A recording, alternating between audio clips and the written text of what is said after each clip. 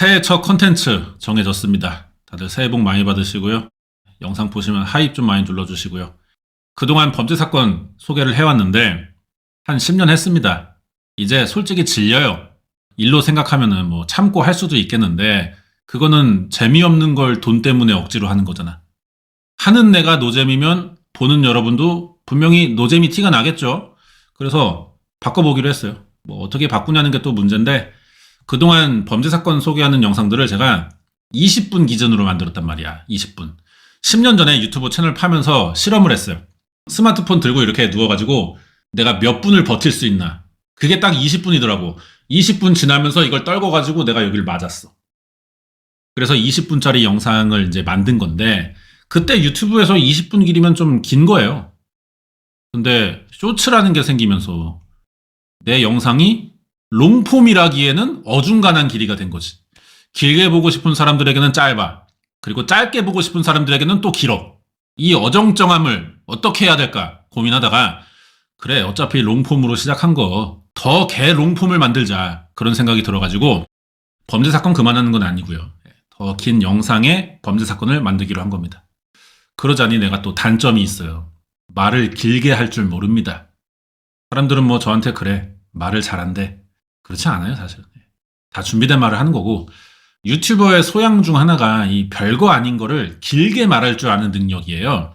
근데 나는 반대로 엄청난 일인데 별거 아닌 것처럼 말할 수 있는 재주가 있어요. 이런 단점이 있어가지고 보완하려고 어떻게 하면 범죄 사건을 길게 설명할 수 있나 그 방법이 뭘까 하다가 범죄 다큐를 리뷰하자. 그러면은 어쩔 수 없이 실제 사건을 이야기하게 될 텐데 그러면서 내가 본 다큐의 내용도 추가로 설명하면은 이 분량이 많아지겠죠? 그래서 이렇게 결정된 겁니다. 앞으로는 OTT를 죄다 결제해서 세상의 모든 범죄 다큐를 찾아보고 리뷰해 드릴게요. 이런 영상 보면서 뭐 여러분도 재밌겠다 싶으면은 직접 넷플릭스나 디즈니 플러스나 찾아볼 수도 있잖아. 소개하는 식으로 진행해 보겠습니다. 잘 되면 뭐 범죄 영화를 할 수도 있고 대신에 실화여야겠죠. 꼭 범죄까지 아니라도 최근에 난리 난 사건이 있으면은 연예인 대형 스캔들이나 뭐 이런 거 있잖아. 대형 사기 뭐 이런 거. 뭐 그런 쪽 이슈 리뷰도 할 수 있고요. 범죄 사건의 정체성을 가져가면서 영상 길이를 늘리기 위해 포맷을 약간 바꿨다 이렇게 생각하시면 되겠습니다. 그래가지고 오늘의 다큐 뭐 준비했냐? 2021년에 4월쯤인가 넷플릭스에 올라온 범죄 다큐인데요. 범죄 다큐가 보통 단편이면은 90분 정도 합니다. 근데 얘는 83분으로 약간 짧아요. 7분 짧아진 거 아니냐? 이게 뭐 별거 차이가 있냐? 생각할 수 있겠지만 달라 실제로 보면은. 영상이 짧아진다는 건 들어봐봐. 기승전결의 구간 전개가 짧아진다는 거잖아. 그만큼 타이트함이 생기는 거야. 이야기 구간마다. 그래서 지루한 구간이 줄어들어요. 예? 그래서 준비하게 된 겁니다. 재밌게 봤고. 제목은 지금 안 알려줌. 보다 보면은 알 수밖에 없는 부분이 있고 그게 이 사건의 굉장히 핵심적인 말이거든요. 그게 제목이야. 이따가 설명드릴게요. 일단 넷플릭스에서 영상 딱 틀어. 그러면은 오프닝이 없어요. 어떤 범죄 다큐든 오프닝이 있단 말이야. 근데 얘는 우리가 그거를 오프닝이라고 못 느끼게 시작해. 누르면 일단 넷플릭스 로고 나오죠. 두둥 하면서 시뻘건 N 이렇게 크다랗게 막 커졌다가 작아지는데 그 다음 화면이 뭐냐? 컴퓨터 윈도우 바탕화면이에요. 누가 컴퓨터를 켜서 조작하는 걸 우리가 보고 있는 게 아니라 그냥 우리 시점이야. 윈도우 배경화면이. 윈도우 켜지는 알림음이랑 XP 화면이 나온다고. 초원에 구름 떠 있고 하늘에. 그거. 그러면서 바탕화면에 정리 안 된 폴더랑 파일들이 개 많아요. 거의 화면 꽉 채웠어. 어우 여기서 아주 그냥 개 짜증나서 나. 바탕화면 아이콘 많은 거 진짜 화가 확 나. 이제 마우스가 슬슬 움직여. 주인공이 조작을 하나 봐. 인터넷에 들어갑니다. 우리는 보통 인터넷 켜면은 뭐부터 해요? 카톡 로그인 아니면은 네이버나 구글 킬 거 아니야. 이 사람은 마이스페이스라는 걸 열어요. 마이스페이스는 뭐냐? 우리나라에서는 거의 이용자가 없는데 해외에서는 인기였습니다. 페이스북이 나오기 전까지 인기였어요. 페이스북 전에 가장 해외에서 인기 있던 SNS라고 생각하면 되고 지금은 뭐 인스타, X 이런 데에 밀려가지고 인기가 줄었고요. 그냥 한국식으로 표현하면 추억의 싸이월드 해외판 그 정도. 이 사람이 여기에 자기 아이디 치고 접속하는데 SNS는 이메일로 접속하잖아. 이메일이 벨린다70이야. 이걸로 이제 비번 치고 로그인해요. 그러니까 화면의 메인에 헬로우 엔젤 이러면서 접속한 사람의 프로필이 나옵니다. 프로필 사진이 이뻐. 애가 한 20대 초중반쯤 될 것 같아요. 엔젤이라는 애가 지금 컴퓨터를 사용하고 있는 것 같아. 얘가 친구 목록을 한번 쓱 훑어보다가 로그인돼 있는 사람한테 DM을 해요. 너 아직 여기 있네? 이래. 그러니까 상대방이 기다렸다는 듯이 대답이 와. 응, 자기야. 이러더라고. 그러면서 얘가 내일 파티에 자기 만날 생각하니까 너무 설렌다. 막 이러는 거야. 지금 남친 아니면 썸 타는 사이야. 남자한테 보내고 있다는 건데 여기서 엔젤의 대답이 약간 이상합니다. 너 알아. 이래. 그러니까 상대방이 남자애가 뭔 소리냐는 듯한 느낌으로 물음표 하나 띡 보내는 거야. 내가 방송할 때 이제 헛소리 하면 여러분이 채팅 치는 그거 있잖아, 물음표. 그 느낌으로 하나 띡 보내. 그러니까 이 엔젤이가 또 너 나 사랑해? 이럽니다. 엔젤이 지금 이게 대화를 주고받는 게 아니고요. 상대방의 의중만 알아보겠다는 태도예요. 여기에 이제 상대 남자애가 이상함을 느꼈겠지. 제대로 대답을 안 해줍니다. 막 알잖아 왜 이래 막 이러면서 슬쩍 넘어가려고 하는데 엔젤이라는 애가 확실한 걸 좋아하는 스타일인가 봐. 대충 넘기지 말고 딱 말하래. 그러니까 이제 남자애가 대문자로 I love you. 나 너 좋아해. 엔젤 좋아해. 딱 이렇게 보냈어. 엔젤이가 이거 지금 그런 느낌이야 보니까. 남자애 하나 어떻게 알게 됐는데 자기는 마음에 들거든? 근데 이 새끼가 막 사귀자는 것도 아니고 만날 건 만나는데 어장인가 싶어서 답답하니까 단도직입적으로 물어보는 것 같아. 나는 그렇게 보였거든 이게. 이런 생각을 하는데 다음 말로 이 다큐의 분위기가 확 바뀝니다. 엔젤이 그러는 거야. 그러면은 너 나를 왜 죽였니? 이때 내가 뭐야? 무슨 소리야? 여기서 제가 갑자기 망치로 한 대 뒤통수 후려맞은 것처럼 스턴이 걸려버렸어요. 뭔 소리 하는 거야? 엔젤이 죽었으면 지금 채팅하는 거 누구냐고. 이 뭔 상황인가 생각을 해보려는데 갑자기 까만 화면이 싹 나오면서 이 다큐의 타이틀이 뜹니다. 방금 엔젤이 한 말이고 이게 다큐 제목이에요. 우리나라에서는 이 다큐가 왜 나를 죽였지로 알려져 있습니다. 이게 오프닝이었던 거지. 여기까지가 상당히 평범하지 않은 게 좀 먹어준단 말이에요. 그래가지고 이거 볼 때 내가 지금 엔젤이구나. 내가 엔젤인 입장에서 이 다큐를 봐야 되는구나. 그래서 나는 왜 죽었는지를 알아내야 되는구나. 이런 생각이 딱 들었습니다. 이 생각이 맞는지는 계속 봐야 알 것 같고요. 근데 이런 방식으로 되게 유명한 영화가 하나 있어. 그 생각이 들었어. 존 조라고 한국계 남자 배우가 있습니다. 이 사람 나온 영화가 서치라고 있는데 서치의 1편 주인공이거든요. 이게 지금 2편까지 나왔고 3편도 있긴 합니다. 근데 그건 제작사가 달라요. 서치 1, 2가 인기를 끌어서 그 인기 받아먹으려고 다른 데서 만든 영화인데 방식은 똑같지만 어그로 끄는 거죠. 서치 3로 나왔어. 아무튼 간에 방금 여러분이 지금 이 영화가 생각났을 거라고 서치가. 서치는 영화가 1인칭 시점이죠. 모든 장면들이 다 화면 속에 있어요. 등장인물들이. 주인공이 얼굴이 직접적으로 나오지 않아. 화상 채팅하고 있을 때 얼굴이 나온다든지 카메라 화면을 보는 거야. 그리고 등장인물의 이동도 뭐 CCTV 실시간 장면이나 뭐 블랙박스 카메라에 찍힌 장면들로만 다 전개돼. 실제로 연기하는 장면이 안 나와.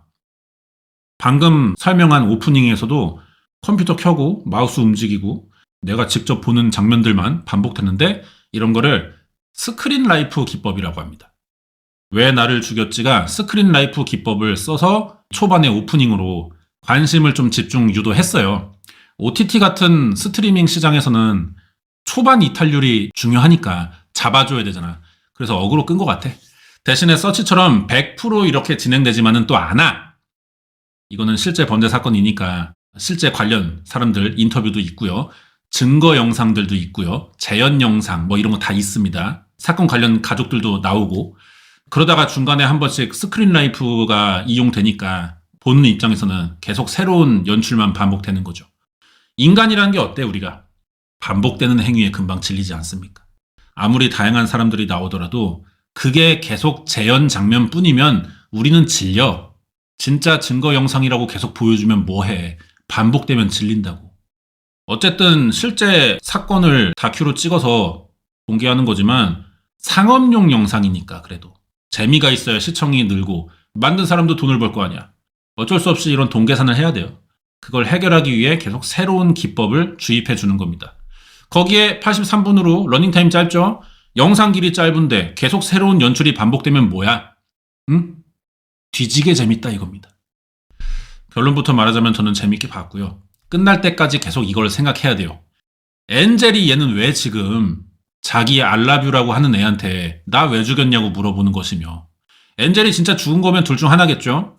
이 상황을 예측해서 예약으로 보냈거나 지금 누가 엔젤 계정을 도용하고 있는 거야.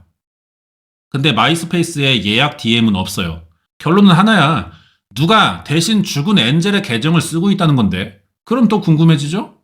엔젤 죽인 사람인 걸 알면서 뭐하러 채팅으로 물어보고 있어. 진짜 엔젤을 죽인 건 맞는지, 그러면 왜 죽였는지도 궁금하고, 오프닝 지나가면서 어그로는 우리가 개 끌렸는데 이게 바로 해결이 안 나니까 생각이 복잡하단 말이에요. 이제 모든 궁금증을 제가 하나씩 끼려 드릴게. 다큐 평을 잠깐 하고 넘어가자면은 이 다큐는 마치 프링글스 메타입니다. 영상을 한 번 열면 멈출 수 없어. 끝까지 봐야 돼요. 멈출 수 없었어 나도. 자, 사건 2006년 2월 24일 저녁 8시 43분 캘리포니아주 리버사이드에서 시작됩니다. 리버사이드가 어떤 곳이냐면은 우리가 미국 하면은 괜히 귤이 생각나지 않아요? 귤? 괜히 델몬트 주스 생각나고 그러는데 실제로 미국의 최대 감귤 생산지입니다. 캘리포니아가. 우리나라랑도 리버사이드는 연관이 있어요. 도산 안창호 선생이 감귤 농사 지으면서 독립운동하고 그랬단 말이야. 뭐 사건이랑 이거는 상관이 없는데 어디서 친구 만나면 아는 척하라고 알려드렸습니다. 친구가 없으면 유튜브에서 그냥 도산 안창호 검색해. 그냥 영상 나오는 거 아무데나 댓글 쓰세요. 따봉 많이 찍힐 거 아니야. 그럼 뿌듯하잖아. 아무튼 간에 캘리포니아 리버사이드에 벨린다 레인이라는 아줌마가 삽니다. 아들, 딸 둘을 키우는데 밤 9시가 다 돼가는 시간에 근처 편의점을 가요. 여긴 미국이잖아? 우리나라처럼 집 앞에 편의점이 없습니다. 이 나라는 편의점도 차 타고 가야 돼. 그래서 셋이 차에 탔지. 애들이 다 성인인데 아우 좁아. 막 좀 옆으로 좀 가. 막 동생이 네가 가라. 막 싸워. 그럼 엄마는 야 금방 갔다 오는데 좀 대충 낑겨 앉아. 이러면서 출발해요. 이거는 이제 다큐 장면인데 여기서 벨린다가 직접 미니어처 모형으로 이동 동선을 막 자기가 직접 설명하면서 연출하는 장면이 있어요. 재밌더라고. 여기서 사건이 난다는 거야. 엄마는 운전하고 애들 둘은 뒤에 앉았어. 이렇게 편의점 가는데 T자 도로가 나옵니다. 편의점 쪽으로 꺾어야 돼. 앞에 가던 차 2대가 있었어. 차 한 대가 교차로로 빠지더니 유턴해서 돌아와가지고 우리가 지금 가야 될 도로를 막아버리는 거야. 남은 한 대는 차선이 막혀있진 않아가지고 그 옆으로 그냥 쓱 빠져서 갔어요. 이제 그럼 유턴해서 앞을 막고 있는 차랑 벨린다 차뿐이야. 갑자기 이러는 게 좀 놀랄만 하잖아. 그래서 엄마가 뒤돌아서 애들 괜찮은가 한번 확인하고 출발하려는데 유턴에 돌아온 차에서 사람이 내려가지고 총을 쏴요. 벨린다 차에다가. 4발을 쐈어요. 차율이 깨졌고 애들이 뒷자리에서 막 소리 질렀죠. 벨린다가 놀라가지고 풀 악셀 밟아가지고 도망가면서 애들 확인하는데 막 소리 지르고 놀랬지만 괜찮아 보였나 봐. 총격이 일어났으니까 요 앞에서 멈출 수는 없잖아요. 한 4분 정도 더 달려가지고 원래 가려던 그 편의점에 세웠어. 그리고 애들 다시 돌아보니까 아들은 멀쩡한데 딸이 쓰러져 있어요. 뒤통수에 총 맞고 죽은 거야. 그 사망한 딸이 오프닝에서 마이스페이스의 엔젤로 추정되는 24살 크리스탈 테오벌드입니다. 오프닝에서는 대학생일 줄 알았는데 의외로 애 둘 키우는 엄마였고요. 약 빨고 가정폭력으로 이혼하고 친정 들어와 살던 중에 이 사건을 당한 거지. 크리스탈이 어떤 사람인지는 친한 사촌 동생이 있어요. 여자애. 재임이랑 엄마가 증언해 줍니다. 둘 다 착하고 뭐 친절하다면서 계속 칭찬만 해. 사건 내용상 이거는 뭐 계획 암살 같은 느낌이 있단 말이에요. 이혼녀를 누가 이런 식으로 죽이냐고. 뒤에서 총을 쏜 거면 엄마인 벨린다를 노린 것 같지는 않아요. 오빠를 노리려다 크리스탈이 맞은 걸 수도 있을 것 같아. 근데 오빠도 어디에 원한을 산 적이 없어. 이렇게 죽일 만한 사람이 주변에 안 보인다고. 그리고 이제 이 사건의 특징이 범인이 현장에서 도망간 게 아니에요. 피해자가 도망가면서 범인을 기억하지 못합니다, 지금. 총기 사건의 특징이 이렇기도 한데 피해자 기억은 없어요. 하지만 현장에 증거가 많이 남죠. 탄피가 떨어져 있었고 총 쏜 새끼가 신고 있던 걸로 보이는 신발 한 짝이 떨어져 있어. 그리고 공범으로 보이는 뉴턴한 차에 스키드 마크가 도로에 남았고. 이걸로 이제 경찰이 주민들 탐문해야죠. 이 과정에서 엄마인 벨린다의 인터뷰가 다시 나오는데 이상하게 이 엄마가 경찰을 좀 못 믿어하는 것 같아요. 살짝 적대감까지 좀 느껴지는 태도를 보여줍니다. 그리고 자기가 왜 이러는지도 대놓고 말해요. 우리 딸이 죽은 사건을 경찰이 담당하고 있지만 경찰의 개입이 싫대. 아니, 총기 살인으로 자식이 죽었는데 경찰이 우리 사건에 개입하는 게 싫대. 뭔 소리야? 여기서 자세한 설명은 없고요. 좀 이따 나오긴 하지만 여기까지는 없고 그냥 경찰은 좀 정이 안 간다는 느낌으로 계속 말을 해요. 보면서 왜 저래 싶었는데 다른 가족들 말을 들어보니까 또 이해는 돼. 경찰이 범인 찾는답시고 이 피해자 가족의 남자들을 의심했다는 거야. 죽은 여자의 오빠들을. 그것도 아무 근거 없이 막 수갑부터 채우면서 위협을 했다는 거지. 증거도 없는데 막 경찰이 뒤돌으세요. 코너로 가서 머리에 손 올리세요. 수갑 채우고 막. 범인 아니야? 몸 함부로 막 더듬고. 가족한테 이지랄을 했다는 거야. 이게 가능한 일인가 싶거든요. 뭔가 좀 오해가 있는 것 같기도 하고 그 오해를 숨기는 것 같기도 하고 이게 나중에 이유가 나옵니다. 다큐가 연출은 신선한데 문제는 중반부까지 설명이 친절하지가 않아요. 그게 뭐 우리 호기심을 좀 더 돋게 할 수도 있겠지만 순서대로 설명을 안 해. 이거가 아니야. 여기저기 설명을 해줘요. 상계시켜놨어. 끝까지 다 봐야 이런 얘기구나. 그래서 아까 그 얘기했구나. 막 이래야 된단 말이야. 그거 알기 전까지는 왜 저래? 씨발 뭔 소리야? 왜 저래? 이것만 나와 장면들이. 미드식 구성이라고 생각하면 될 것 같고 그래서 저도 영상 흐름대로 이야기할 거라 이게 실제 사건 순서와는 좀 다를 수 있어요. 아무튼 이렇게 경찰이 수사 진행하면서 동네에 떠도는 소문 하나를 듣습니다. 죽은 크리스탈 총기 피살 사건에 5150이라는 갱단이 연루가 돼 있는 거래요. 범죄도시 보면은 이수파랑 독사파가 가리봉동에서 영역 넓힌답시고 싸우잖아. 그런 식으로 벨린다의 가족이 사는 동네는 갱단들 2개가 있는데 서로 사이가 안 좋아. 맨날 시비 붙고 싸움질하고 이런다는 거야. 이 동네 사람들도 그래서 지나가는 애들 좀 보면은 쟤네 여기 갱단이구나 이걸 알 정도래요. 그중 하나가 5150 조직이라는 거지. 다큐 보면은 경찰이 이 조직을 설명도 해줘. 갱단 설명하는데 무슨 책을 몇 권 가져오더라고. 이 갱단들의 조직도 그리고 거기 누구 가입돼 있는지 하나하나 인물 사진을 찍어 모은 앨범이야. 하도 이 새끼들이 사고를 치니까 들어오는 신고만 받아도 이 조직도가 파악될 정도였대. 일단 이 5150 갱단은 젊은 남자애들, 되도록이면 한 20대 중반 정도 이런 남자애들 조직이고 캘리포니아의 리버사이드 전체가 활동 지역이래요. 리버사이드가 캘리포니아에서 가장 큰 도시인 LA랑은 조금 떨어져 있어. 근데 아주 먼 것도 아니야. 버스 좀 타면 갈 수 있어. 그래서 LA의 인프라는 다 누리는 동네입니다. 그러면서도 대도시에 살 형편까지는 안 되는 사람들이 모여 살기 시작한 곳이래요. 대부분이 미국인도 아니야. 남미에서 올라온 라틴계고 그러면 아무래도 가난하겠죠. 어떻게든 돈을 벌려다 보니까 부모들이 웬만하면 맞벌이를 해야 돼. 이게 그나마 정상적인 집이고요. 보통은 부모가 둘 다 있는 집이 거의 없어. 뭐 태어나기 전에 아빠가 총 맞아 죽었거나 엄마는 약거래하다 감옥 가고 밤일 나가고 하다 보니까 애들 교육에 신경을 덜 쓸 수밖에 없잖아.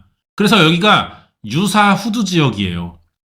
그럼 이 자식들은 어차피 물려받을 재산이나 경제 기반이 없는 상태예요. 이런 애들이 애초에 미래 포기하고 뭐 공부도 안 하고 그냥 혼수 상태인 애들이 끼리끼리 모여다니면서 약 빨고 막 이러는 그냥 일진들이야, 동네 일진들. 그러면 당연히 하지 말라는 짓들만 골라 하고 주변에서 기피하는 집단이 되는 건데 이게 깽단이 만들어지는 시작이에요. 강력 범죄까지는 아니야. 막 사람 찔러 죽이고 막 은행 털고 그러진 않아. 근데 막 몰려다니면서 막 담배 피우고 농구한답시고 도로에 막 뛰어들고 막 이러니까 하도 위화감 조성되고 말썽 부리니까 경찰도 얘네만 상대하면 업무 마비야. 단속하자니 끝도 없고 교화도 안 되고 동네 사람들도 이런 게 익숙해요. 그래서 아유 씨발 저기 또 몰려서 자빠져 있네 또. 똥이 내가 더러워서 피함? 그게 맞지. 똥이 무서워서 피하냐? 더러워서 피하지? 이런 마음으로 어느 순간부터는 크게 막 당한 거 아니면은 신고도 잘 안 해. 그러니까 경찰도 포기한 집단들이 되는 거고. 이런 새끼들의 특징이요. 쓸데없이 소속감이 강합니다. 있지도 않은 의리를 찾아. 유사 김보성이야. 그리고 실체도 없는 우리 구역 이런 거에 집착해요. 여기가 우리 구역이라고 해서 사실 지들한테 뭐 달라지는 게 없어. 무슨 야인 시대 마냥 상인회에서 뭐 보호비 명목으로 세금 받는 것도 아니고 그냥 지들끼리 부루마블 하고 있는 거야 길바닥 나와가지고. 그래가지고 다른 깽단들이랑 싸움을 한다는 거지. 그러다 보면은 이 깽단들끼리 위협적으로 보일 필요가 있잖아요. 이게 문신을 하는 이유고 막 바지를 씨팔 막 엉덩이 반까지 내려입고 길빵하고 막 쌍욕하고 이런 게 또 10대 애들 눈에는 간지나 보이잖아. 그럼 막 학교 갔다가 집에 오면서 와 저 형들 5150 깽단이잖아. 와 스타일 뒤진다. 나도 커서 저 형들이랑 같이 다니고 싶다. 저렇게 되고 싶음. 최헤헤. 이지랄 하는 애들이 생겨. 그러면 이 부모도 막 다 없는 막 샘, 프레드릭, 윌리엄스 막 이런 애들이 와가지고 너 우리 간지나냐? 막 스카우트 해요. 골목에서 막 담배 피다가 좀 싸움 잘하는 애 보이면은 요 what's up bro? 막 흑인 영어 쓰면서 yo my man, you feel me? I'm fucking ready. 막 이지랄 하면서 담배 사줘, 술 사줘. 야 뒤로 따라와봐 좋은 거 있으니까. 야동 잡지 보여줘, 양 나눠줘. 은근히 잘해준단 말이야. 그래가지고 애들이 여기에 마탱이 가서 형들 따라다니다 보면 야, 너 우리 식구 되라. 문신 하나 새겨줄게. 그때부터 5150 받고 깽단 소속이 되는 거라고요. 이 깽단에 들어가면은 이 새끼들이 또 신나가지고 자기가 어디 깽단인 거를 티내려고 한대. 그래서 경찰도 깽단 정보를 보여줄 때 20대 중후반 나이대가 핵심 간부지만 10대 후반에서 20대 초반 애들이 사진에 제일 많았습니다. 얘네는 지들이 깽 소속인 거를 안 숨긴대요. 자랑하고 싶어서 막 안달이 나 있어. 그리고 사고 쳐서 경찰서 끌려갔는데도 오히려 자기 소속을 막 먼저 밝혀. 그러니까 경찰은 가만히 있어도 정보가 알아서 들어오는 거지. 어쨌든 그러면은 이 사건은 5150 깽 소속으로 의심되는 새끼가 사람을 쐈다는 거잖아. 지들끼리 패싸움하고 벽에 라카치라는 거랑 이게 차원이 다른 일이에요. 경찰도 그냥 넘어가면 안 되는 수준이기 때문에 수사를 적극적으로 해봤습니다. 아까 얘기한 대로 사건은 앞차가 이상하게 급발진해서 유턴에 돌아와가지고 벨린다의 차를 가로막고 내려서 총을 쏘기로 미리 계획을 세웠던 것 같기도 해요. 벨린다는 이 차가 흰색 포드 익스페디션이라고 기억을 합니다. 총 쏜 남자 얼굴도 안 돼 자기는. 백인처럼 보이는 라틴계 남자고 많이 어려 보였다는 거야. 이 말대로 몽타주가 나와요. 벨린다가 완성된 몽타주 보더니 이걸로 무조건 자기는 범인 알아볼 수 있대. 확신을 하더라고. 나이가 어리다니까 경찰은 뭐 근처 고등학교 뭐 졸업사진이랑도 비교해봤고 최근에 5150 가입한 신입 깽단 사진 다 갖고 있으니까 벨린다에게 보여줬어요 앨범.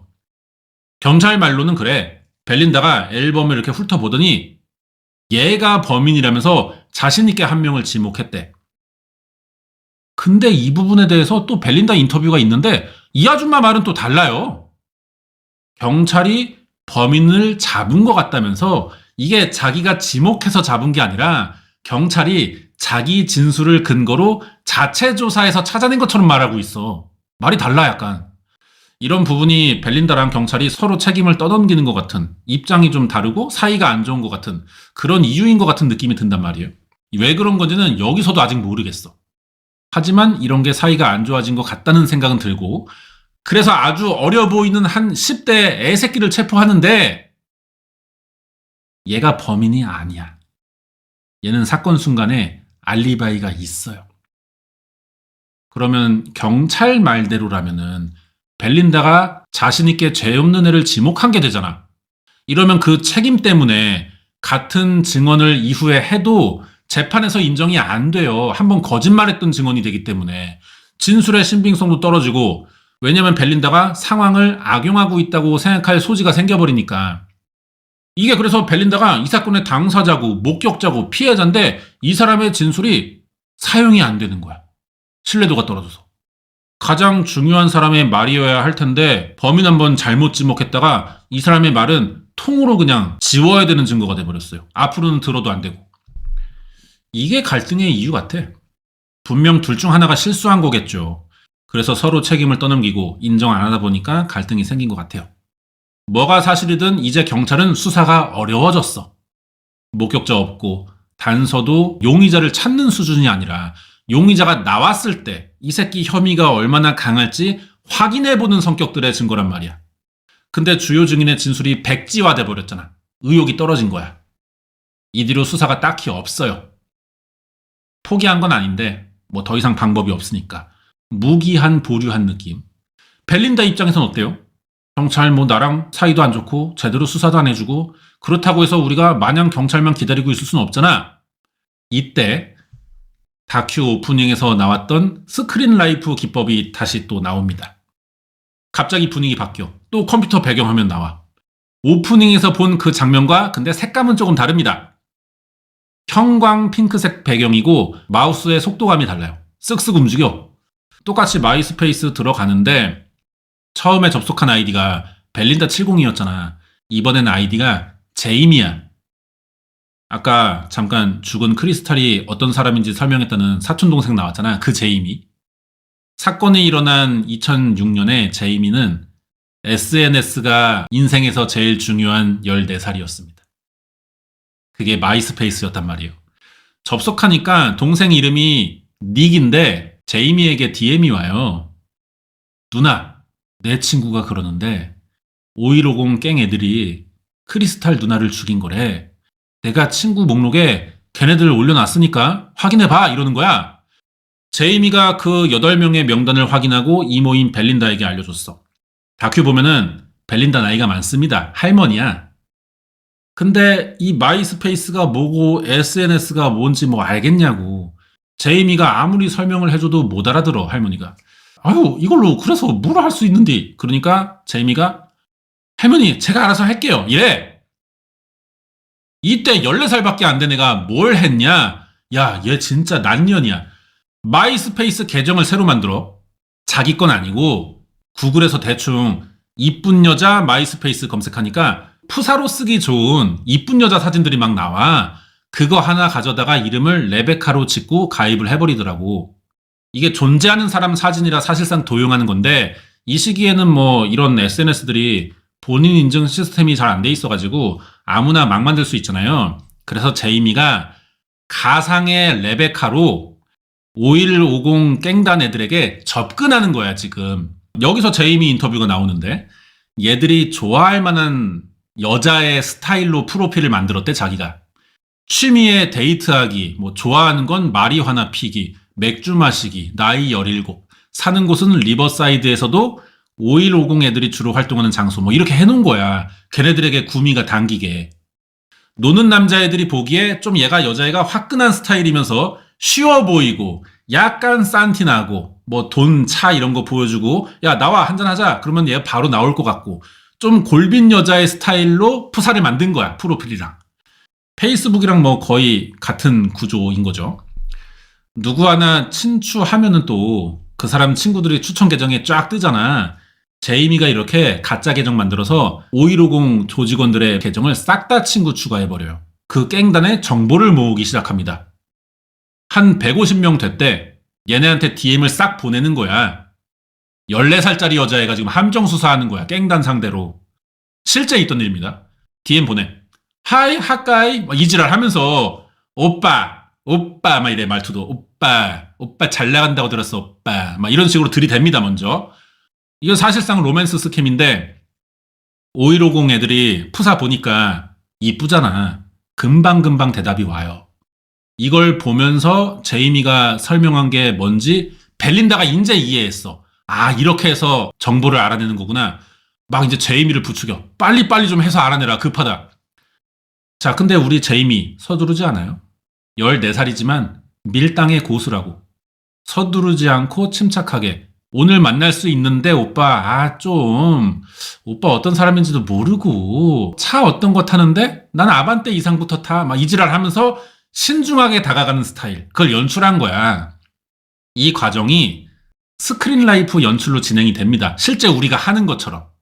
그러니까 우리가 막 제이미에게 빙의된 거 마냥 직접 마우스 움직이면서 막 파묘하고 사람 낚는 느낌이 나요. 야, 씨발 좋았어. 멘트 좋았어. 막 이렇게 응원하게 돼. 실제로 하면 불법이에요. 근데 연출된 걸 보니까 또 재미가 있긴 해. 반대로 벨린다는 어때요? 추진력이 강한 사람이거든요. 마음이 급해. 제이미가 얘네들 상대로 친밀감 쌓고 이런 그 라포 형성 과정 작업을 못 기다리겠어. 내 딸 죽은 거 밝혀내야 되는데 이러고 있을 시간이 어딨어. 빨리 알아내야지. 씨발 경찰도 뭐 기다리라고만 하지, 제이미도 기다리라고만 하지. 답답해 뒤지겠는 거야. 나라도 뭘 해야겠다 싶어서 벨린다 이 할머니도 마이스페이스를 만들기 시작합니다. 당연히 가짜 프로필을 만들었지만 사진은 진짜예요. 자기 사진이 아니야. 죽은 딸 크리스탈의 사진을 걸어놨어. 이게 오프닝에 나왔던 그 엔젤이야. 눈치챈 사람도 있겠지만 로그인하면 엔젤인데 가입한 아이디가 벨린다 70이었잖아요. 자기 이름이었죠. 메일 주소는. 자기도 5150 애들에게 접근해 보겠다는 건데 문제는 말투예요. 그동안 SNS가 뭔지도 몰랐던 할머니인데 인터넷 용어 어떻게 알아? 10대, 20대의 은어, 줄임말 어떻게 알겠냐고. 우리도 지금 당장 채팅 올라오는 것만 봐도 대충 성별이랑 연령대 짐작이 되지 않습니까? 이 말투를 바꾸는 게 쉽지가 않아요. 근데 이 벨린다가 딸 죽인 새끼 찾기 위해 제이미한테 막 무조건 배우려고 했어. 조카인 제이미가 이쪽의 전문가거든. 은어, 요즘 유행하는 말투, 연예인, 노래, 취향 다 적어가지고 이걸 막 배워가지고 제이미랑 이제 투트랙으로 마이스페이스 DM을 이용해 5150 애들에게 접근합니다. 여기서 존나 웃겼어 나는. 둘 다 예상 못한 상황이 벌어졌어요. 처음에 제이미가 만든 레베카는 뭐 DM이 바로 와. 푸사가 이쁘니까. 근데 대화 조금만 하면은 금방 이 5150 애들이 관심이 끊기는 것 같아. 반응이 잘 안 오는 거야. 그냥 여자가 먼저 채팅하니까 받아줬지만 대화해보니까 별로라고 느껴진 것 같아요. 근데 이 할머니가 만든 엔젤은 남자들이 막 미쳐있는 거야. 먼저 말 걸고 막 제발 좀 만나달라 한 번만. 난리가 났어요. 근데 말하다 보니까 지금 알겠다. 벨린다가 딸 푸사 걸어놓고 이름 엔젤로 했잖아. 아, 크리스탈을 천사라고 하는 거네 지금. 자기 딸을 천사라고 생각하는 거구나. 존나게 지금 열받아 있는 상태겠네요. 아무튼 뭐 크리스탈 푸사 예쁜 건 사실이야. 크리스탈이. 당연히 에이미가 도용한 레베카도 이뻐요. 근데 이 말투에서 갈리는 건지 이상하게 깽단 새끼들이 엔젤만 찾네? 벨린다가 젊을 때 좀 연애 편지 좀 써봤나 봐. 좀 스캠에 재능이 있는 할머니인 거야. 그 중에 가장 껄떡된 새끼 하나가 나옵니다. 조크스라는 아이디를 쓰는 18살짜리 남자예요. 엔젤 접속만 하면 바로 DM 와 얘한테.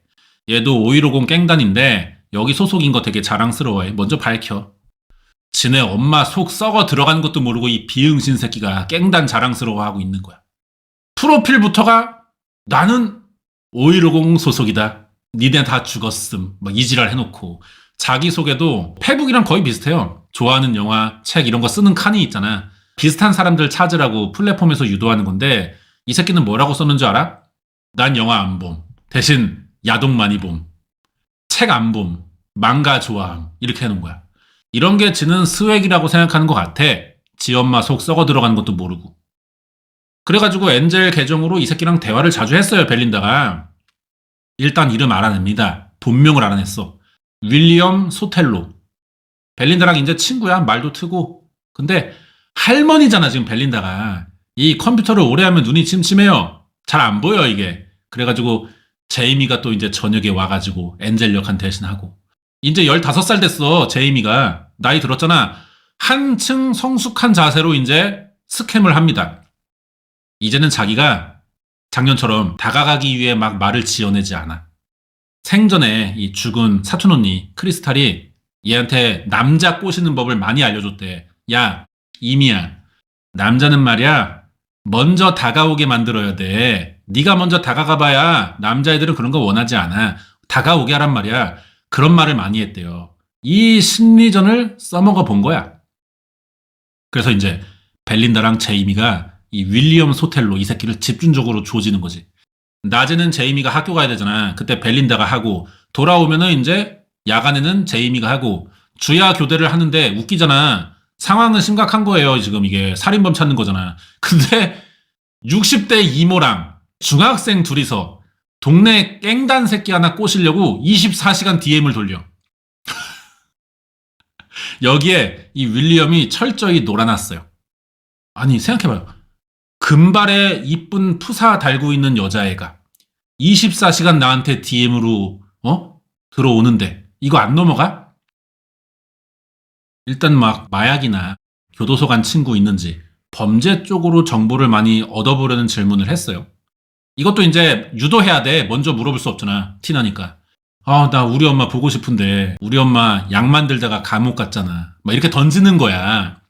그러면은 엇비슷한 이야기가 걔한테서 나올 수도 있겠죠. 그걸로 이제 대화 이어가려고. 근데 조크스가 이 새끼가 의외의 반응을 보여요. 얘 말투가 평소에 천박해. 그냥 미국 DC 같은 거 하는 새끼야. 말끝마다 막 섹스 막 이러고. 근데 엔젤의 엄마 감옥 갔다는 말에 얘가 갑자기 진지해지네? 이런 거 처음 봤어. 갑자기 조크스가 너 그런 일이 있었냐? 유감이다. 힘내고 대화하고 싶으면은 언제든 나한테 편히 DM해. 뭐 그녀가 원할 때는 언제든 날 편히 쓰도록 난 잠시 그녀를 지켜줄 뿐이야. 뭐 이지랄 하는 거야. 제이미는 지어낸 말이야, 이게 지금. 근데 이 새끼는 진짜 그런 환경에서 하필 자랐던 새끼입니다. 그래서 진지한 거지. 조크스 입장에서는 처지가 비슷하잖아? 얼굴도 이쁘고 막 지켜주고 싶은 거야. 이날부터 얘가 스윗해졌어요. 벨린다 제이미 연합 입장에서는 오히려 좋은 상황이죠. 이제 유사 연애가 시작됩니다. 조크스는 이 엔젤이를 빨리 만나고 싶어졌어. 맨날 만나재. 야, 나랑 파티 가자. 오빠 차 있다. 널 데리러 가. 막 이래. 벨린다는 그날 딸에게 총 쏜 범인이 타고 있던 차를 정확히 기억하고 있단 말이에요. 만약에 이 새끼 차가 그 흰색 포드라면은 100% 이거 관련 있는 새끼겠다 싶어서 차 이야기를 시작해 봅니다. 집으로 먼저 차종을 유도하도록 말한 거예요. 조크스가 여기에 대답하더라고. 야, 내 차? 내 차 좋아. 내 차 익스페디스 화이트야. 걸렸어. 그 차야. 벨리다는 잡았다고 생각했어요. 바로 자기 딸 사건 담당 형사에게 알립니다. 조크스가 그때 운전하고 있던 놈이 맞다면서 아예 이 계정 자체를 넘겼어. 경찰이 하도 단서가 없다고만 하니까 빨리 이거라도 받아서 처리해 보라는 건데, 이게 형사의 입장에서는 그렇게 또 막 반갑기만 한 일이 아니었나 봐요. 일단 형사는 벨린다랑 제이미가 이러고 있다는 것을 전혀 몰랐습니다. 이렇게 뭐 피해자 유가족이 정보를 가져다 주는 거 고맙기야 해. 실제 의미 있는 정보기도 하니까 경찰이었다면 진짜 좋은 방식이기도 하고, 경찰들은 이런 식의 수사를 생각도 못했었거든. 근데 이 경찰이 좀 꼬인 사람인지 아니면 이 가족을 못 믿겠나 뭐 이런 생각도 했던 것 같기도 하고, 용의자 하나 오인해가지고 진작에 서로 감정 상하는 일이 있었잖아. 그리고 지금 벨린다랑 에이미의 이 행동을 다르게 보면은 벨린다랑 에이미만 5150 깽단에게 접근하고 있는 게 아니죠. 이 깽단 애들도 지금 얼마든지 유가족을 찾아낼 수 있다는 거예요. 진짜 얘네 깽단에서 크리스탈 쐈던 거라면은 제거하려고 들겠지. 이미 위험한 상황에 빠졌을 수도 있는 거야. 심지어 경찰은 피해자 가족이 뭔가 숨기는 느낌을 받기도 했다는 거예요. 그래서 크리스탈의 엄마인 벨린다랑 오빠들에 대해 한번 알아봤어. 그러니까 진짜 숨기는 게 있긴 하더라고. 이거는 다큐 보면은 조크스랑 엔젤이 채팅하는 이 앞부분에 나오거든요. 근데 제가 순서를 좀 맞췄습니다. 영상을 볼 때는 뒤죽박죽이 조금 재밌기도 한데 말로 풀라니까 이게 순서대로 하는 게 더 낫겠더라고요. 다큐 보면은 피해자 가족이 왜 이러나 싶게 답답하단 말이에요. 자기네 가족이 죽은 사건 담당 경찰을 왜 불편해하고 경찰은 왜 피해자 가족 막대하고 이게 인제 이해가 가. 이제 사건의 실체가 나와요. 크리스탈은 오빠만 셋이 있는 막내딸입니다. 오빠들이 어릴 때 사고를 존나 많이 쳤대. 경찰서 자주 갔고 전과도 많아. 한 명은 5150은 아닌데 깽단에 들어가 있어요. 그러니까 경찰이 막대했던 거야, 처음에. 여기서 제일 심각한 거는 엄마입니다, 벨린다. 아까 약쟁이라 그랬잖아, 이혼하고. 이게 약을 단순히 몰래 사다가 혼자 빠는 정도가 아니라 그냥 만들어 파는 리버사이드의 약쟁이 데모였다고요. 다큐 보면은 지가 이 지역에 약을 많이 풀었다는 말을 진짜 해요. 얼굴 까고 나와가지고. 아까 조크스랑 DM 할 때 우리 엄마 약 만들다가 팔려서 교도소 갔잖아. 지 얘기한 거야. 이런 과거가 있으니까 가족은 경찰을 자꾸 마주쳐야 하는 상황에 거부감을 느끼는 거지. 벨린다는 대놓고 앵간한 일로 경찰과 엮이고 싶지 않다는 말을 한단 말이에요. 잘했다는 건 아닌데 당연히 이 사람은 또 이런 일을 해왔으니까 처지가 또 이해는 돼. 경찰 입장에서도 집에 다른 깽단 들어가는 아들이 있잖아. 그러니까 이 사건이 어쩌면 다른 깽들끼리 서로 싸우다가 벌어진 건 아닐까 의심했던 거고요. 그래서 이 집 아들들 조사할 때 평소 지랄 같은 깽단 새끼라니까 과격하게 또 조사했던 거죠. 그리고 크리스탈이 사망하던 날 밤 그 총격 사건은요, 이미 시작된 상태였다는 겁니다. 벨린다와 크리스탈 오빠가 편의점 가려고 차에 탔을 때부터가 아니에요. 일어나고 있었어, 이미 그 순간에 다른 데서. 한 15분 전부터 범인들이 이 가족을 노리긴 했지만 그게 벨린다가 타고 있던 그 차는 아니었다는 거지. 총격 사건 15분 전에 벨린다의 큰아들 이름이 로버트예요. 같이 안 살아. 엄마 집 맞은편에 차를 세우고 지 여친 태우고 얘기 중이었다고. 그때 이 총격 사건에 크리스탈 쏜 그 총격 사건, 그 범인들의 차가 하얀색 포드 그게 로버트의 차 옆을 지나갑니다. 그냥 가는 길이었겠지, 지들이. 그러다가 갑자기 유턴에 돌아와서 로버트의 차 앞을 가로막았다는 거야.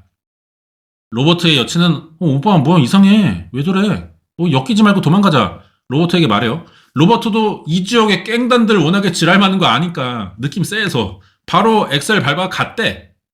근데 급하게 시동 걸어서 출발하다 보니까 그 흰색 포드 차랑 부딪힐 뻔했나 봐. 부딪히진 않았어.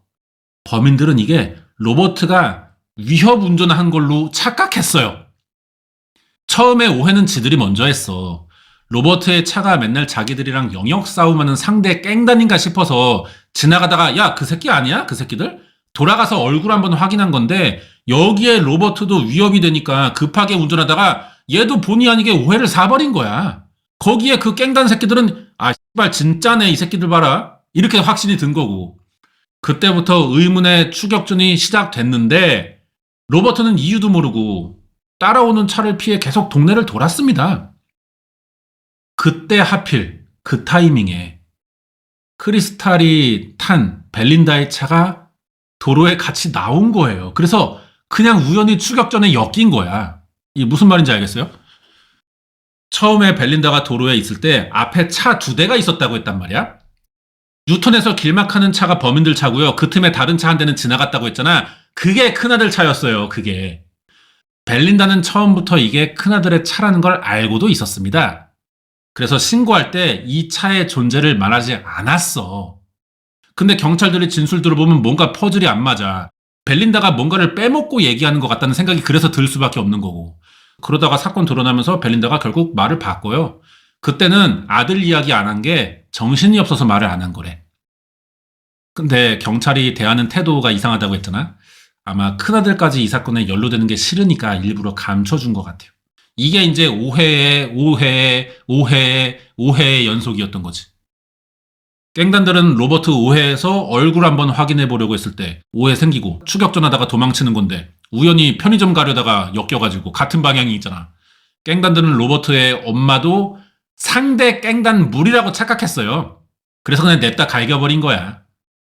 그래서 그 결과가 이제 사실 갱단도 아니고 사건에 아무 상관도 없는 본 적도 없는 여자애가 맞아 죽은 사건이 되는 거지. 크리스탈만 이 집에서 유일하게 전과가 없어요. 얘도 뭐 약 빨고 막 그랬지만 안 걸렸나 봐. 그나마 멀쩡히 살던 여자인데 얘만 죽었어. 이날부로 엄마인 벨린다는 약을 안 만들었대요. 왜? 맑은 정신으로 우리 딸의 복수를 해야 되니까. 리벤지에 막 불타는 거지. 그래서 조카인 중학생 제이미의 도움으로 마이스페이스 쓰는 법 배우고 엔젤이라는 가짜 딸 계정으로 범인을 찾기 위해 이제 DM을 날리기 시작했던 거야. 5150 깽단 찾으려고. 그러다가 걸린 새끼가 바로 윌리엄 소텔로, 조크스 아이디 쓰는 새끼. 윌리엄 소텔로는요, 범인들의 차를 운전하던 사람이었어요. 결국 벨린다가 낚은 정보로 경찰이 윌리엄을 조사까지 하게 됐어. 이 새끼 말로는 그래. 자기 차에 탄 애 중 하나가 내려서 총 쏜 거 맞는데 총알이 막 사방에 날아다녔다는 거야. 뭔 소린가 싶잖아요. 혐의를 조금 낮추려고 말을 지어내는 것 같아. 총알이 날아다녔다는 거는 갱단들끼리 총격전을 했다는 식으로 부풀리는 것 같은데 이게 이제 애새끼고 못 배운 이제 갱단이잖아. 어휘력이 약해. 벨린다랑 같이 타있던 오빠도 있었잖아. 크리스탈 오빠 뒷자리에. 오빠랑도 말이 일치하고 범인은 네 발을 쏜 게 맞을 거예요. 왜냐면은 다른 차에 그 도망간 큰아들도 현장에 있었잖아. 거짓말이겠냐? 그 차에는 로버트 여친도 타고 있었고 4명의 진술이 일치하잖아. 근데 로버트 차에는 무기가 없어요. 벨린다 차에도 총이 없어요. 윌리엄의 진술은 거짓말이죠. 무슨 총알이 날아다녀. 근데 제발 우리의 이 캅들은 윌리엄 소텔로를 체포할 법적 근거가 부족하다는 이유로 다음날 풀려납니다. 왜냐면 애초에 윌리엄에게 그랬어. 야, 협조하면 금방 보내줄게.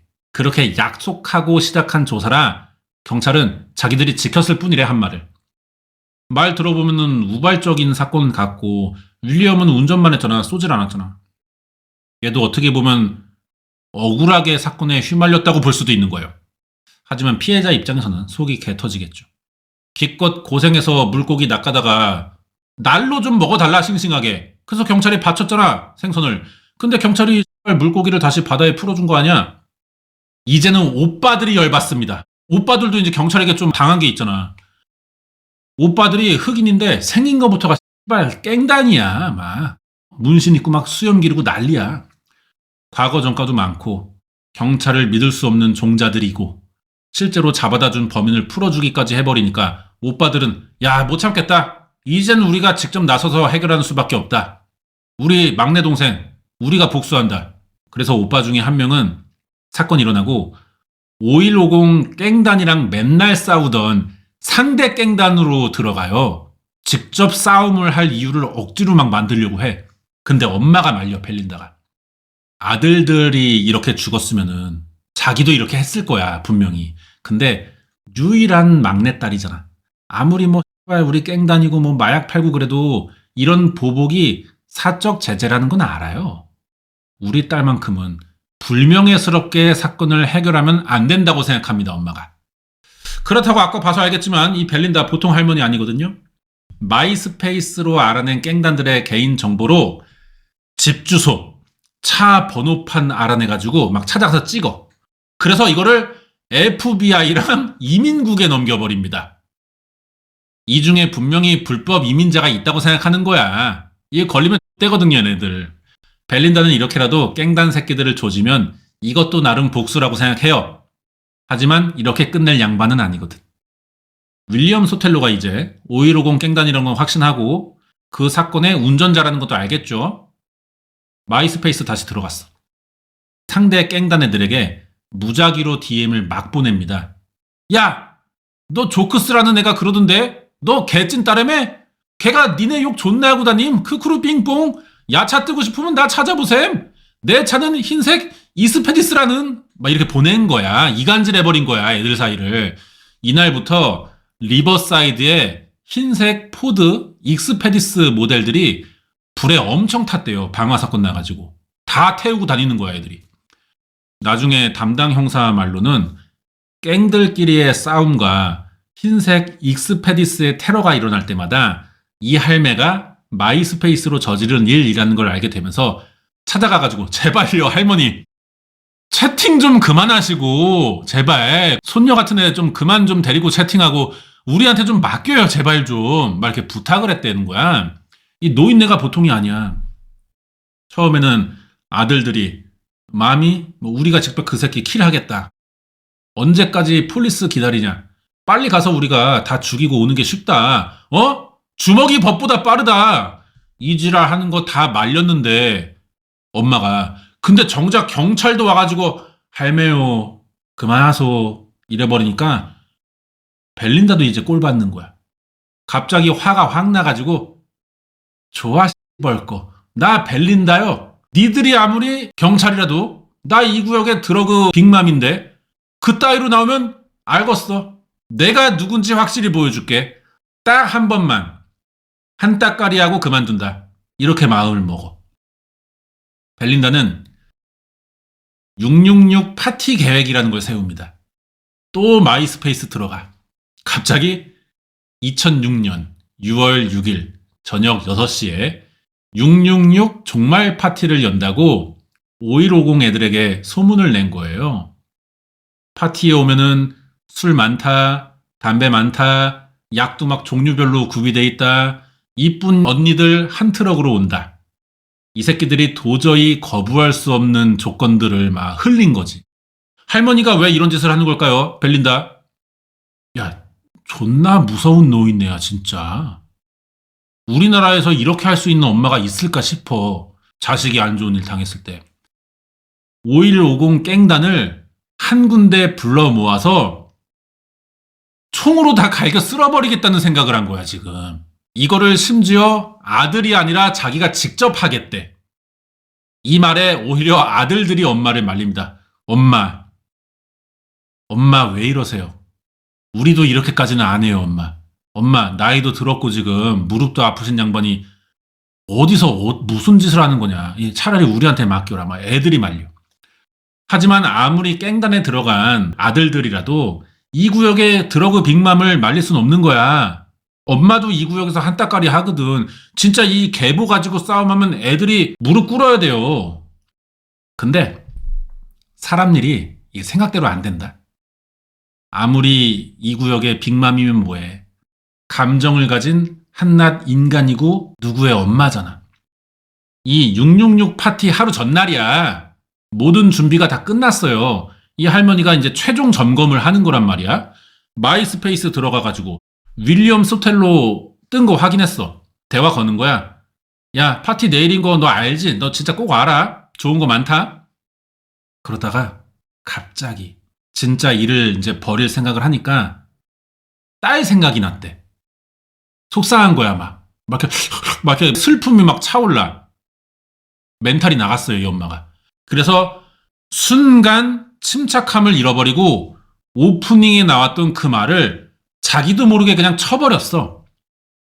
너 왜 나 죽였니? 이걸 보낸 거야. 윌리엄은 당연히 놀랬겠죠? 아무 대답도 없이 로그아웃 하고요. 그날로 잠수 타버립니다. 아무도 이 새끼의 행방을 몰라. 자기 실수야. 순간의 실수로 윌리엄 놓쳤어. 벨린다는 복수를 포기했죠. 자기 승질에 이거 진짜 계속하면은 끝까지 갈 것 같은 거 자기가 아니까 자제하기로 했대요. 자기 딸의 죽음에 이런 더러운 사건이 섞이는 것도 좀 원치 않았고 그래서 사건의 주요 참고인인 윌리엄 소텔로를 사라지게 해가지고 경찰은 또 어떻게 다른 새끼 조사해야 되잖아. 리무스 형제라고 있습니다. 얘네도 같은 깽단인데 윌리엄 차에 타고 있던 7명 중에 2명이래요. 리무스 형제는 조사에 비협조적이었습니다. 깽단 애들이 막 브라더 막 이러면서 왓썹 막 이지랄 하지만 의리 중요하게 생각하는 것 같지만 얘들도 처음에는 입을 다물었는데 뭐 경찰이 이런 새끼들 한두 번 만나봐요? 얘네들의 이 의리 지키기 입 다무는 거 이거 깨는 거 너무 쉬워요. 형제잖아. 둘을 따로 방에 나눠서 가뒀어. 그리고 경찰들 한 명씩 들어가. 죄수 딜레마 쓰면 끝나는 거야. 형한테는 야, 방금 네 동생이 불었다. 다 듣고 오는 거다. 너 혼자 뒤집어 쓰기 싫으면 자백해라. 동생한테도 가서 야, 네 형이 바로 얘기하는데 너 없으니까? 이거 다 네 사건 되면 너 이거 X대 너 환갑 때도 못 나와. 말해. 그러니까 이 새끼들이 이미 다 들킨 거 형량이라도 줄이려면은 불어야겠다. 그런 생각에 보통은 그래요. 공범을 안 팔고 못 빼깁니다. 하지만 얘들이 그렇다고 뭐 크게 털어놓은 건 또 없어요. 그때 윌리엄이 운전한 거 맞고 우리 그 차에 탔고 어느 자리에 앉아 있었고 중간에 총 쏘려고 한 놈이 내렸고 이 정도인데 진작에 윌리엄이 다 했던 얘기거든요. 있는 대로 말했지만 별 정보가 없어요. 근데 아직 조사를 안 받은 다른 5150 갱단들의 생각은 다르겠죠. 경찰에 찾아가서 형사님, 저 새끼들 우리 갱단인데 무슨 얘기했어요? 뭐 물어볼 수도 없고 이 새끼들이 어디까지 진술했을지 불안한 거야. 그래서 브라더가 강호의 도리를 저버리고 우리의 정보를 누설했다는 자체를 생각할 수밖에 없죠. 그러면 곧 배신이잖아. 이 문제로 리무스 형제랑 막 싸워요. 말했냐 안 했냐? 안 했다. 해도 뭐 별 정보가 없다. 이미 윌리엄 그 잠수 탄 새끼 다 한 말이다. 니네 얘기 왜 하냐? 나도 여기 소속인데 안 했다. 확실해? 너 우리 판 거 아니야? 너 형 줄이려고? 아니라고 미친놈들아. 날 어떻게 야 증거 갖고 와. 아이 씨발 증거가 없는데 증거가 어딨어. 막 싸우다가 이 형제가 도저히 답이 없으니까 야 안 해. 씨발 나 탈퇴할래. 그랬는데 얘네들이 곱게 보내주겠어요? 보복하고 싶을 거 아니야. 깽단에서 리무스 얘네 집에 불을 질러. 근데 리무스 형제가 또 다 예상하고 도망친 상태라 뭐 다치진 않았고 이 리무스 형제도 다큐에 나옵니다. 무슨 번거지 모자 쓰고 선글라스 쓰고 나와요. 미친놈이 멋있는 척 존나 해. 크리스탈 사건의 주요 증인이었고요. 다큐에서 이것저것 얘기를 많이 합니다. 얘네가 지금 5150의 보복으로 집 불타서 홈리스 됐잖아. 리무스 형제도 이제 열받아. 아니 우리 진짜 중요한 거 한마디도 안 했는데 니네가 그렇게 의심하니까 나랑 엮일까봐 우리 조직 나갔잖아 개새끼들아. 근데 씨발 집을 태워? 열받아서라도 이제는 경찰에다가 진짜 사실을 말해야겠다 싶었어요. 이제 앞에서 했던 얘기인데 벨린다 큰아들 차를 라이벌 갱으로 오해해서 추격전 하다가 괜히 뒤따라오던 차까지 오해해서 총을 쐈다. 근데 거기 탄 게 벨린다 차의 크리스탈이었다. 그거 얘기한 거야. 운전자 이미 확인됐고 남은 건 그럼 총을 누가 쐈냐는 건데 리무스 형제나 윌리엄이 다 같은 사람 얘기했었습니다. 사실. 훌리오 에레디아라는 새끼예요. 얘가 범인이야. 크리스탈 사망 18개월 만입니다. 2007년 8월 8일. 경찰은 용의자 정체도 파악한 김에 리버사이드를 대상으로 한 대규모 범죄와의 전쟁을 선포했어요. 갱 소탕 작전. 동시에 30군데의 체포 작전이 있었대. 근데 정작 총을 쐈다는 훌리오는 없더라고. 그나마 정보원들의 도움으로 훌리오가 이 새끼 멕시코에 넘어가 있었어. 그래가지고 미국에 이제 송환됐죠. 범인 잡은 겁니다, 이렇게. 그러면 사건 해결된 거잖아. 이 이야기를 조금 하자면은 재판에서 이제 그 범인인 훌리오의 여동생이 나와요. 과거에 자기가 오빠랑 얼마나 어렵게 살았고 부모가 맨날 약에 취해가지고 우리를 안 키웠고 오빠가 그래서 삐뚤어진 계기는 엄마 때문이다. 엄마한테 버림받았기 때문이다. 막 이런 소리를 해. 리무스 형제의 엄마도 나오는데 아들 친구들이 나쁜 애들이라고 생각을 못했대. 우리 애는 착한데 친구 잘못 사귀어가지고 밖에서 그런 짓을 하고 다니는지 몰랐대. 막 이렇게 편을 들어줘요. 팔이 안으로 존나 굽어. 막 한 바퀴 돌아갈 것 같아. 저는 그래서 이 부분이 다른 범죄 다큐랑 좀 차이가 있었다고 생각합니다. 보통의 범죄 다큐나 영화들을 보면은 가해자 피해자를 정확히 선 그어요. 한쪽은 너무 불쌍한 피해자고 반대쪽은 막 존나 쓰레기 뭐 이렇게 만드는데 여기서는 안 그래. 중간에 계속 갱 단원들의 가족이 가해자 이야기를 들려준다고. 애들이 처음부터 막 못되고 막 나가는 애들이 아니라 다 나름 사연이 있다는 거야. 관심과 보호를 못 받고 커서 스스로를 지키다 보니 센 척했고 허세 떨었고 비슷한 애들끼리 몰려다니다가 막장이 됐다는 거지. 아니 솔직히 근데 감성팔이 변명 아닙니까? 이 다큐가 이제 그렇게만 느껴지게 또 연출은 하지 않았어요. 그냥 사실을 말하는 거다. 이렇게 보면 되겠습니다. 하지만 이 타이밍에 이런 말을 한다는 건 뭐 결국은 변명 아닌가?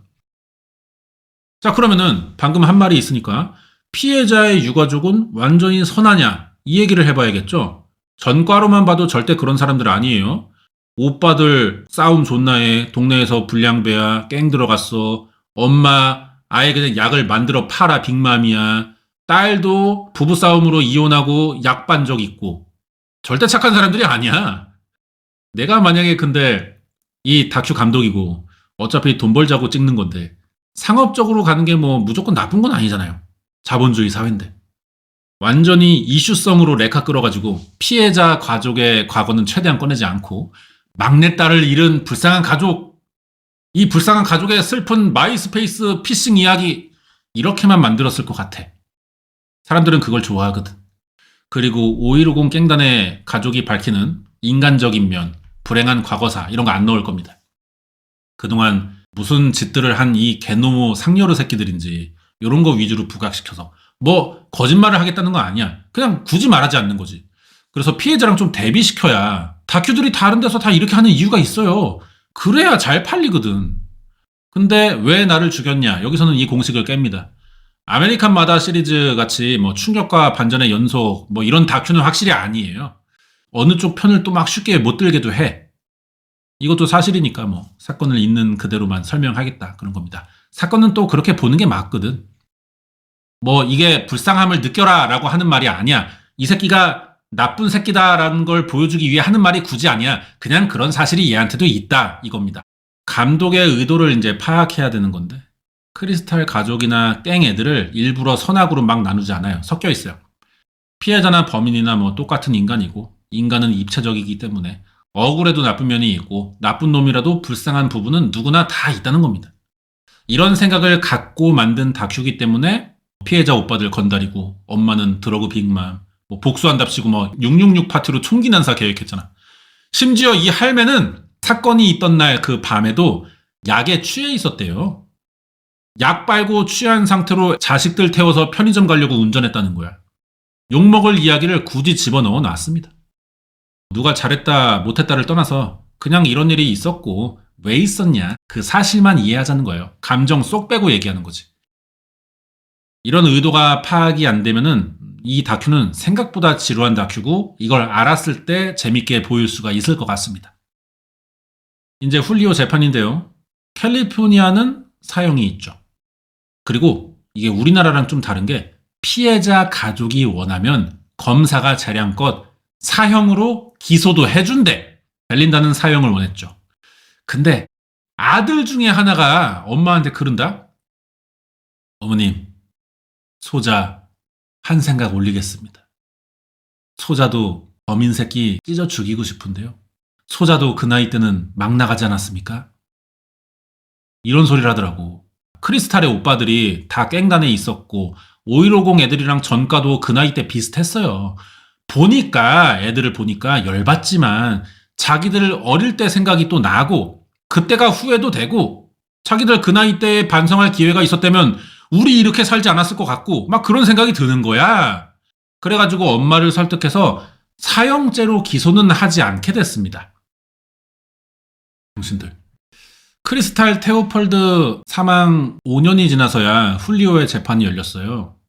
이 새끼 살 많이 쪘어. 교도소에서 잘 먹나 봐.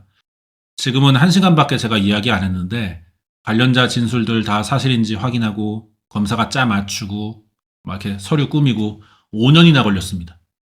사건은 이렇게 한번 나면은 해결 과정이 공정하고 사실들을 확인해야 되니까 진짜 지랄 같아요.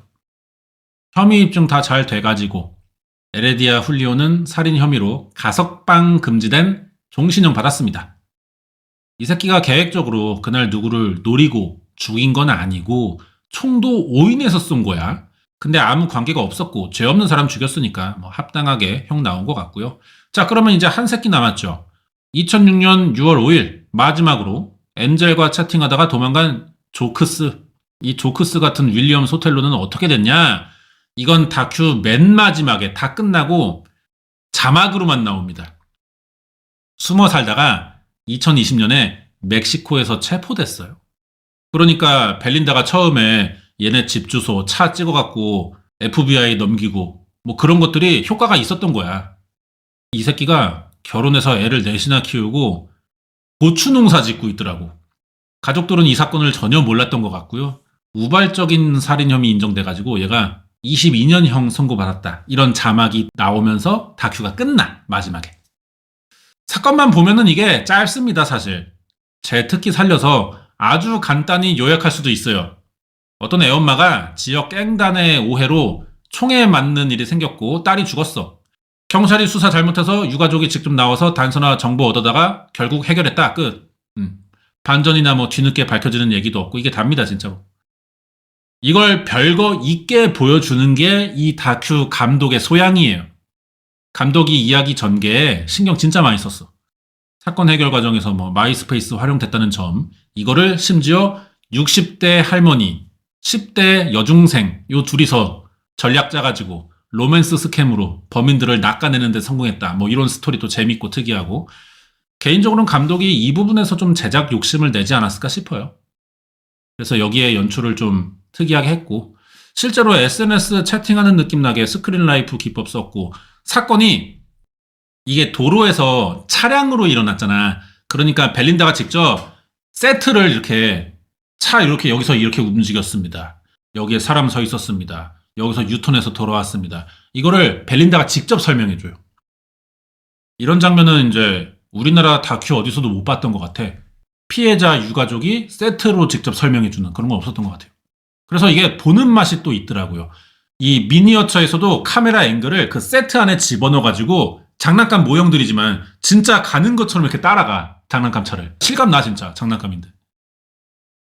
그리고 이제 피해자 가해자 한쪽에 비중 안 두고 공평하게 이야기 들려주려고 했고, 그러면서 또 사람이라 우리가 가진 양면성, 입체적인 면들 보여주려고 했고, 선악이 아무도 없어요. 여기 등장인물이. 심지어 14살 꼬맹이 제이미조차도 남의 사진을 도용했잖아. 스캠했잖아. 그래서 최대한 다양한 시각으로 인간은 입체적이다. 이런 관점으로 사건을 볼 수 있어서 좋고, 이거 보고 또 사람들이랑 각자 또 얘기하면은 본 사람마다 인물 평가가 제각각 다를 겁니다.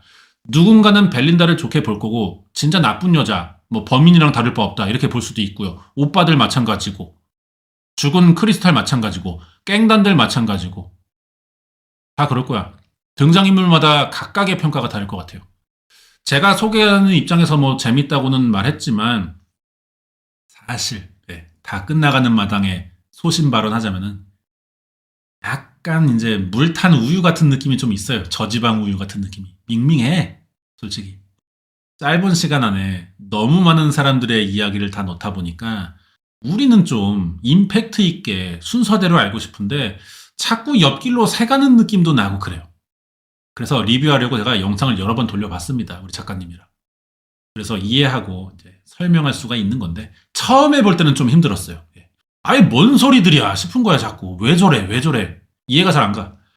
그래서 이 영상을 먼저 보고 제 리뷰를 보고 이 나를 왜 죽였냐 넷플릭스에서 보면은 이해가 잘 되니까 재밌을 거야. 알고 봐야 더 잘 보이는 다큐다 이런 생각이 들고요. 다큐에서는 사건이 막 왔다 갔다 하는데 시점이 저는 그거 새로 짜맞춰서 순서대로 설명했고요. 그래서 실제 사건을 소개한 거나 다름이 없어요. 이게 영상이. 그래도 진짜 사건 관련자들의 말이나 행동, 태도 같은 거 궁금하시면은 넷플릭스에서 나를 왜 죽였지 요거 보시면 좋을 것 같습니다. 여기까지고 추천 하임 눌러주시고요.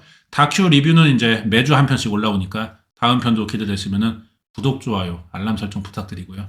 이게 이제 우리가 새해 첫날 컨텐츠란 말이야.